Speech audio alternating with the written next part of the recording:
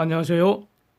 오늘은 누가복음 5장 17절에서 26절 말씀 중심으로 예수님이 죄를 용서할 수 있는 고난을 어떻게 증명하신 것인지 이걸 중심으로 묵상을 하면서 하나님의 은혜를 구하고자 합니다. 먼저 기록된 사실관계를 정리를 하겠습니다. 이 사건은 마태복음 9장, 마가복음 2장에도 기록되어 있는데 갈릴리 가버나움에서 발생한 것입니다. 17절은 예수님 주위에 언제나 많은 사람들이 있었다는 사실이 다시 확인이 됩니다. 그야말로 인산인해였던 것 같습니다. 그래서 슈퍼스타 지저스 크라이스트입니다. 이날도 갈릴리 각 촌에서 사람들이 구름처럼 몰려들었던 것 같고요. 예수님 말씀에 트집을 잡고 다투는 세력들, 즉 바리새인들과 교법사라는 사람들도 다 모여들었습니다. 이 교법사라고 번역이 되어 있는데 Teachers of Religious Law, 일종의 유대교 종교 범죄 수사하는 사람들 아닌가 이렇게 짐작하는 게 오히려 더 정확할 것 같습니다. 어쨌든 유대교를 가르칠 수 있는 사람들, 이런 사람들입니다.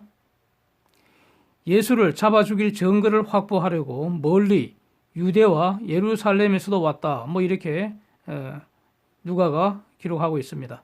여기서 기록된 내용은 유대하고 예루살렘에서 왔다는 요 정도만 기록이 되어 있습니다. 18절과 19절에는 침상에 누운 중풍병자를 사람들이 침상째 들고서 예수님한테 가까이 가려고 하는데 사람들이 비켜주지를 않는 겁니다. 도저히 뚫고 지나갈 수가 없습니다.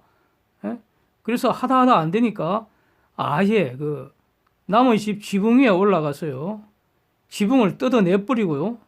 천장에서 줄을 매달아 가지고 그래서 예수님 앞에 중풍병자 침상을 내려놓는 이런 엄청난 사건이 이제 발생을 했던 겁니다. 그래서 이렇게 침상을 들고 와서 내린 이 사람들이 도대체 누구이겠습니까? 부모, 형제, 친척일 수도 있고요. 친구일 수도 있고요. 아니면 이 일을 위해서 고용된 사람들일 수도 있을 겁니다. 기록이 없으니까 우리는 자세히 알 수는 없죠. 그런데 이 누구인가 이거보다는 왜 이랬는가, 도대체 뭘 하자는 것입니까? 이 사람들이 예수님이 전파하시는 하나님의 말씀을 듣기 위해서 이랬을까요? 저는 아니라고 봅니다.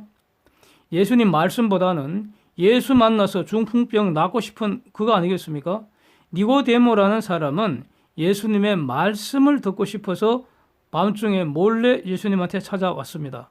그러나 중풍병자는 그 병 낫고 싶어서 오는 것이고요. 소경은 눈 뜨고 싶어서 오는 것이고요. 그렇지 않겠습니까? 그래서 교회에 나오는 사람들 속 마음의 소원은 아마 다 다를 것 같습니다. 각자에게 서로 다른 그런 절박한 소원들이 있을 수 있겠다 싶습니다. 그러나 결국에는 공통적으로 예수가 누구냐, 예수와 내가 무슨 관계에 있느냐, 이런 점으로 귀결되는 것으로 이렇게 생각이 됩니다. 그래서 이제 20절은 예수님은 이들의 행동을 통해서 믿음을 보았다 이렇게 기록이 되어 있죠. 즉 예수님 만나면 중풍병 나을 수 있다는 믿음이 있었기 때문에 이러한 행동이 가능했다는 겁니다. 그런데 예수님은 중풍병을 바로 고치시기보다는 당신의 죄들은 용서되었다 이렇게 말씀을 하십니다. Son, your sins are forgiven. 자, 이 말을 듣는 순간에 중풍병자는 엄청 실망을 했을 것 같습니다. 제가 보기에는요. 문둥병 낫고 소경이 눈을 뜨고 귀머거리가 들리고 말이죠. 그래서 중풍병도 뻘떡 일어나는 것만 기대를 하고 왔는데 그래서 지붕 떴고 줄에 매달려서 드디어 예수 앞에 누워서 쳐다보고 있는데 빨리 안수를 해주던가 네 병 나았으니까 일어나라 빨리 이런 말씀을 지금 학수고대를 하고 지금 들어누워서 쳐다보고 있는데 지금 뭐라 그럽니까 지금? 죄가 용서됐다고요? 이게 무슨 소리입니까 이게? 이 중풍병자가 기다리던 그런 소리가 아니지 않습니까? 그래서 엄청 실망했을 것처럼 이렇게 느껴진다는 겁니다. 중풍병자가 예수님께 무슨 죄를 지었습니까 도대체? 예수님 재산을 훔치기라도 했습니까? 아니면 지붕 올라가고 뜯어내고 한 것이 죄입니까? 이건 아마 주거침입죄는 안 될 것 같고요. 재물손괴죄는 가능하겠죠. 그러나 이런 상황에서 이런 게 문제되는 것은 물론 아닐 겁니다. 그래서 이 문제는 뒤에서 좀 더 보겠지만 여기서 먼저 알아야 할 그런 중요한 전제 사실이 있습니다. 가령 사람이 도적질을 했다면 이거는 십계명 어긴 거 아닙니까? 그래서 하나님께 범죄하는 것이 됩니다. 물건 주인에게 손해배상은 변론이고요. 그 물건 주인도 그 도적놈이 지은 그 죄를 용서할 수 없습니다. 그 죄에 대한 처벌 권한도 용서할 권한도 하나님께 있는 것이지 물건 주인에게 있는 것은 아니라는 겁니다. 그래서 범죄 피해자가 원수를 직접 갚을 수 없고 원수 갚는 것은 하나님께 속한 것이라고 성경이 계속 말씀하고 있습니다. 이러한 정신이 정치와 종교가 분리된 세상의 법 체계에서도 이게 반영이 되어 있습니다. 형벌권은 국가에 속한 것이죠. 그래서 용서하는 것, 즉 사명권도 국가가 행사할 수 있습니다. 물건 주인은 범죄의 피해자로서 가해자에게 손해배상을 청구할 수 있을 뿐이고요. 그렇지 않습니까? 형사처벌은 원칙적으로 국가가 하는 것이고요. 직접 복수하는 것은 원칙적으로 금지되었고 예외적으로 정당방위나 정당행위만 허용되는 것이죠. 자, 왜 이렇게 자세하게 말씀을 드리는가 하면 바로 21절 때문입니다. 21절에서요. 예수님과 다투는 세력들, 즉 바리새인이나 교법사라고 소개되었던 그 사람들이 이제 속으로 이렇게 생각을 하기 시작했다는 겁니다. 블레스페미,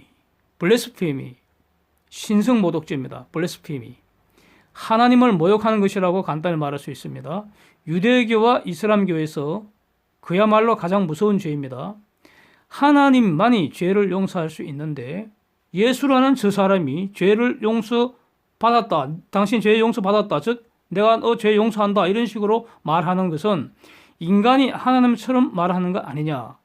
그러니까 이거 신성모독죄 현행범인 거 아니냐. 이렇게 판단을 하고 있다는 겁니다.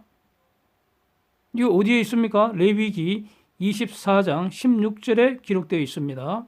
한번 보십시오. 이 신성모독죄는요. 유대인은 물론이고 이방인들에게도 적용되는 그런 가장 무서운 범죄입니다. 보통 그 법은 유대인들에게만 적용되죠. 이방인들에게 적용되지 않을 수도 있습니다. 그러나 신성모독죄는 이방인들에게도 적용된다는 겁니다. 여기에 대해서 이제 마태복음 26장 65절을 보면은 대제사장인 가야바가 예수님을 이제 재판을 하는데 일종의 종교 재판이죠. 사람들을 선동을 해서요. 가짜 증인을 세웠는데 이들의 증언이 중구난방이라서 기소된 범죄 사실 증명이 안 되는 상황이 되었습니다. 이런 종교 재판의 재판 절차가 바로 레위기법이나 이런 데 다 기록이 되어 있다는 거죠. 거기에 의하면은 기소된 범죄 사실을 확정을 하려면은 두세 명의 증인의 증언이 일치할 것을 요구를 하고 있는데 지금 예수님 그 재판에서는 증인들을 짜고서 가짜 증인을 내세웠는데 이게 증언이 중구난방이라서 도대체 증언으로 쓸 수가 없다 이런 뜻입니다. 그래서 기소된 범죄 사실이 증명이 안 되면 어떻게 해야 됩니까? 그럼 무죄를 선언하고 재판을 끝내는 할 그런 상황입니다. 그런데 대제사장이 직접 질문을 하죠. 예수, 당신이 그리스도냐? 이렇게 묻습니다. 그래서 예수님이 그렇다, 내가 바로 그리스도다 이렇게 답변을 하시죠. 그랬더니 가야바가 입고 있던 대제사장의 그 옷을 확 찢어버립니다. 그러면서 예수가 사람이라는 것은 우리가 다 아는 사실인데 지금 예수 저 사람이 자기 입으로 직접 지가 그리스도라고 말하는 것을 우리 모두 지금 들었지 않느냐.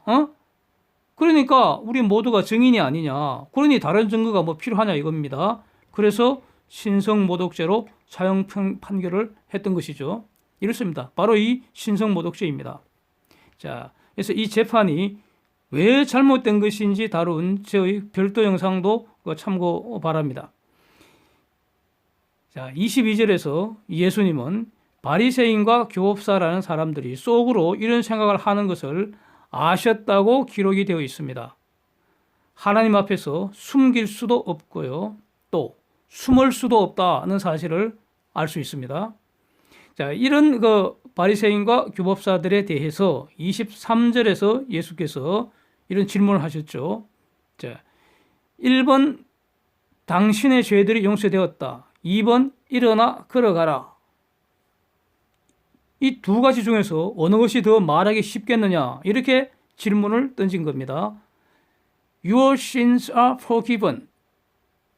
당신의 죄들이 용서되었다, 이 말하고, 지금 중풍병자로서 침상에 누운 채 들려온 사람에게, 지붕을 뚫고 들려 내려온 그 사람한테 일어나 걸어가라, get up and walk, 이렇게 말하는 거, 이 두 가지 중에서 어느 것이 더 말하기 쉽겠느냐, 이렇게 질문을 했던 겁니다. 자, 여러분 답변은 무엇입니까? 1 또는 2 어느 것이 말하기 쉬운 겁니까? 1번 Your sins are forgiven. 당신의 모든 그 죄들이 용서되었다, 이렇게 말하는 것과 2번 Get up and walk. 걸어가라, 일어나서 걸어나가라, 이렇게 말하는 거, 1번이 쉽습니까? 2번이 쉽습니까? 자, 예수님은 이 사람들에게 질문을 던지고 답변을 기다리시지는 않고요, 24절에서 아주 중요한 말씀을 하십니다. 내가 죄를 용서할 권한이 있다는 것을 증명하겠다, 이렇게 말씀하셨습니다. I will prove that 이하. that 이하가 바로 내가, 인자, son of man, 예수께서 증명하겠다는 겁니다. 예수님이 의지를 갖고 적극적으로 증명하시겠다고 선언하시는 거 아닙니까? I will prove that. 내가 죄를 용서할 권한이 있다는 것을 증명하겠다는 겁니다. 그래서 어떻게 증명하신 겁니까? 바로 중풍병자로 침상에 누운 채 쳐다보고 있는 그 사람한테요, 일어나서 매트 챙겨서 집으로 가라, 이렇게 말씀을 하신 겁니다. 이게 바로 예수님의 증명 방법이 아니겠습니까? 네? 문맥상으로는 분명합니다. 이거는 뭐 이론이 있을 수 없는 것 같습니다. 그런데 25절에 놀랍게도 그 중풍병자가 일어나서 매트 들고 하나님을 찬양하면서 praising God, 걸어서 집으로 갔다는 겁니다. 이제 다른 사람들 도움이 필요 없습니다. 지발로 걸어서 갔다는 거 아닙니까? 그래서 26절에 모인 사람들이 얼마나 놀랐겠습니까? 또 한편 두려워했다는 겁니다. 하나님을 두려워했다는 거죠.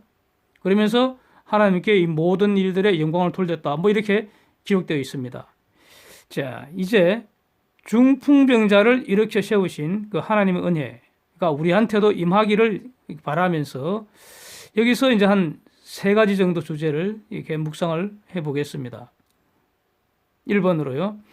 예수께서 죄를 용서할 권한이 있다는 것이 진짜로 증명이 됐습니까? 네, 저는 증명이 된 것으로 보입니다.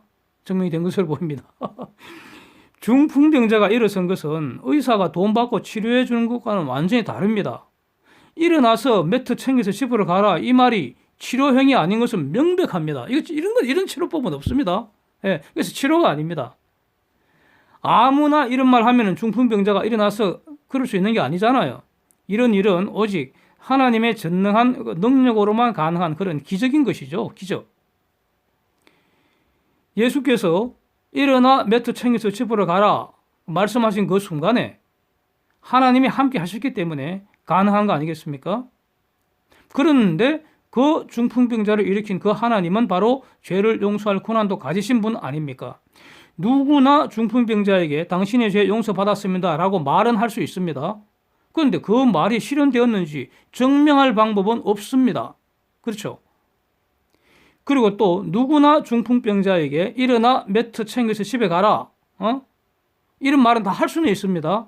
그러나 오직 예수님의 말씀에 대해서만 하나님의 능력이 임한다면 바로 이 예수님이 하나님과 같은 분이구나, 결국 중풍병자의 죄를 용서하실 수 있는 분이구나, 이렇게 판단을 하고요, 예수님을 하나님처럼 인정하는 것이 이게 정상 아니겠습니까? 네? 이런 일을 보고도 이걸 깨닫지를 못한다면 그런 사람이 이상하거나 제정신이 아닌 거 아니겠습니까?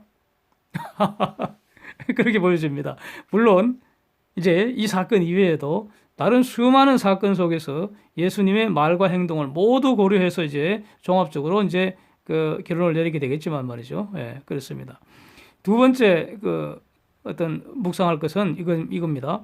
Your sins are forgiven. sins, 이 죄가 단수가 아니고 복수로 표시되어 있습니다. 그래서 중풍병자에 관계된 모든 죄가 싹 용서가 되었다는 이런 말씀입니다. 그런데 중풍병자 보고 Your sins are forgiven. 네 죄가 용서받았다. 이렇게 말하는 것은 중풍병자가 죄인이라는 것을 전제로 하고 있습니다. 중풍병자는 무슨 죄를 지었을까요? 모릅니다. 모릅니다. 그래서 가령 교도소에 수감되어 있거나 지금 수사를 받고 있는 사람들 전부 다 그 죄의 종류들을 쭉 한번 열거를 해보면 아마 수천 가지 될 수도 있을 겁니다. 그 중에 한 가지만 해당돼도 죄인인 거죠. 또 한 가지만 해당되든 수십 가지 해당되든 수백 가지 해당되든 죄인이라는 사실은 공통입니다. 그래서 그러니까 이 사건에서 이 중풍병자가 어떤 특별한 죄인이라는 그런 뜻일까요? 여기서 특별한 죄인, 중풍병자만 특별한 죄인이라는 뜻일까요? 특별히 중풍병자의 죄가 문제가 된 것일까요? 또는 아니면 가령 누가복음 7장 36절에 보면은 비슷한 표현이 나오는데 이 사건은 어떤 여인이 식사 중인 예수님께 와서 그 여인에게 어쩌면 전 재산에 해당될 수도 있는 것은 아주 값비싼 향유를 가지고 많은 사람들이 보는 앞에서 예수님의 발을 씻게 드린 그 사건에서도 예수께서 여인에게 네 죄가 용서받았다 이렇게 말씀을 하시거든요. 여기서도 그 여자의 특별한 죄가 문제되는 것일까요? 아니면은 하나님과의 관계에서 모든 사람이 죄인이라는 점을 예시하는 것은 아닐까요? 이런 어떤 주제입니다. 즉 중풍병자도 죄인이고 향유로 씻게 드린 여인도 죄인이라면 그러면 나도 죄인이고 우리 모두 죄인이라고 일반화할 수는 없겠습니까? 이런 질문입니다. 즉 개별적 구체적 사건에서 일반적 추상적 결론을 도출하는 것 이거는 인간의 고유한 어떤 지적 능력이잖아요. 그렇습니다. 그래서 이런 어떤 그 개별적 구체적 사건에서 일반적 추상적 결론을 도출하면은 조심해야 될 게 바로 성급한 일반화 오류에 빠지지 않도록 하는 게 이제 조심할 점입니다. 그렇죠? 이게 이제 일반적인 논리학의 주제입니다. 그런데 오류인지 여부는 다른 사실들과 조화되는지 여부로 점검하게 됩니다. 그러니까 오류를 걸러낼 수 있다는 겁니다. 그래서 이러한 과정을 다 거치고 난 후에 바울이 어떻게 선언을 했습니까? 모든 사람 하나님 앞에서 죄인이라고 선언을 했습니다. All have sinned. 로마서 3장 23절이죠. All have sinned. 현재 완료입니다. 과거 어느 순간 죄인이 되었다가 지금까지 계속해서 이 순간에도 여전히 죄인이라는 것입니다. 바울은 그가 가졌던 모든 지식, 그가 가졌던 모든 어떤 지능, 그가 가졌던 모든 열정을 총동원을 해서 예수님의 말과 행동을 집중적으로 이제 묵상을 했겠죠.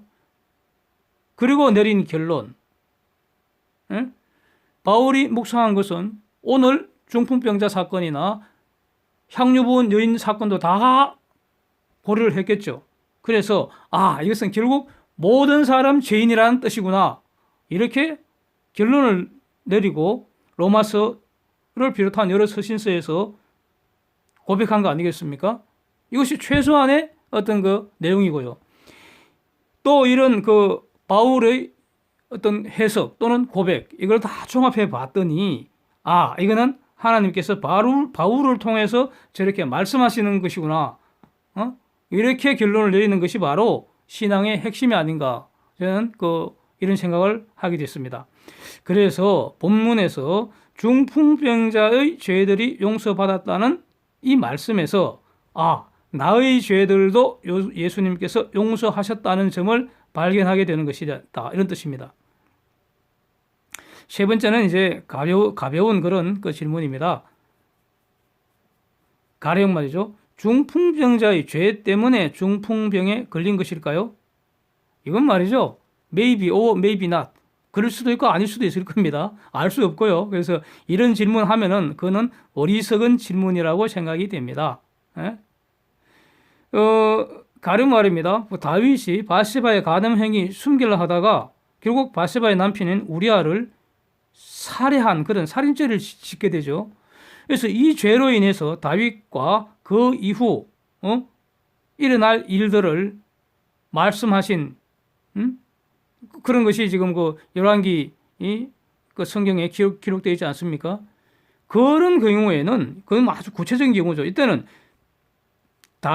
그 이후에 다윗에게 생긴 그런 불행한 일들이 다윗이 지은 그 죄가 원인이 된 것은 명백합니다. 예? 그러나 이런 그 중풍병자의 경우에는 중풍병자가 무슨 죄가 있어갖고 저런 병이 걸렸을 것이다. 이렇게 말하는 것은 그건 어리석은 결론이 아닐까 저는 그렇게 봅니다. 그런 질문도 어리석은 질문이라는 거죠. 또 다른 어리석은 질문으로서요. 본문에서 중풍병자가 먼저 죄들을 용서받았기 때문에 일어날 수 있게 되었을까요? 저는 아니라고 봅니다. 예. 일어나 걸어가라는 예수님 말씀에 믿음으로 순종해서 일어나서 걸어갔을 뿐이다. 저는 그렇게 보여집니다. 그때 하나님의 능력이 하나님의 은혜로서 이제 입은 것이죠. 덧입은 것이죠. 그렇게 봅니다. 오늘 그 설날 가족 예배 시간에 제가 이렇게 준비했던 내용을 그대로 이렇게 공유를 하게 됐습니다. 저는 그 초등학교 3, 4학년쯤에는요, 그때 다 이제 제사를 모셨습니다. 그 당시에는. 그래서 제가 지방을 한 넉 장 가량을 썼습니다. 아버님 기준으로 고조 할아버지까지 4대 제사니까요. 목 갈아서요, 붓으로 제 손으로 다 적었습니다. 족보책 이렇게 펴갖고요, 해당 사항 찾고 그랬습니다. 뭐 당연히 전부 한자죠. 족보책에다 한자로 되어 있지 한글로 안 되어 있습니다. 물론 아버님이 옆에서 가르쳐 주셨죠. 그렇습니다. 그러다가 제가 대학 3학년 때 예수님 영접한 이후에 그 제사 안 지내고요. 대신 이제 가족 예배를 제가 인도를 하고 있습니다. 예, 제가 장남이거든요. 그리고 이제 또 결혼하고 나서 아이들하고 아이들 아주 어렸을 때부터 집에서 성경 공부 좀 이제 재미있게 이렇게 하고 있는데, 애들 크면서 저는 영어 성경 같이 보는 습관을 아주 들였습니다. 그 당시에는 뭐 인터넷 이런 거 이제 없을 때죠. 영어 성경 그 당시에 종류별로 거의 다 사가지고 지금도 가지고 있습니다. 예, 예. 그래서 다 펼쳐두고요. 예, 막 있는 대로 다 펼쳐두고 그래서 번역이 어떻게 다른지 이런 거 다 체크하는 습관 들이려고 하고 뭐 그렇게 해서 애들 영어 공부도 시키고요. 중간에 현재 완료 나오면 또 현재 완료에 대해서 제가 또 뭐 설명을 해주고 그렇게 보냈습니다. 요즘은 영어 성경 책으로 살 필요 전혀 없죠. 사지 마세요. 예, 돈 아깝습니다.